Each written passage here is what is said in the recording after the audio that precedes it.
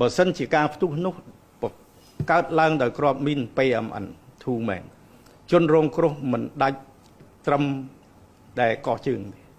ធម្មតាជាបទពិសោធន៍ផិនយើងដែលយើងធ្លាប់ជួបប្រទេសជនរងគ្រោះជាច្រើនការផ្ទុះនោះគឺផ្ទុះ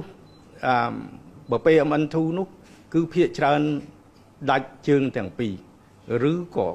ពីការដល់ផ្លូវហើយឬក៏ស្លាប់តែម្ដងដែលយើងជួបប្រទេសច្រើនដែលយើងមើលឃើញអញ្ចឹងទីបើនិយាយពីចោតប្រកាន់ថាប្រើ PM2 ឲ្យគ្នាគាត់ផ្ទុះឲ្យនេះនឹងពីការជើងត្រឹមកជើងនឹងគឺជារឿងមិនពិតទេ Thailand fabricates evidence from phone videos and packages it into staged, misleading presentations. Why don't show real evidence, actual sites, and real victims?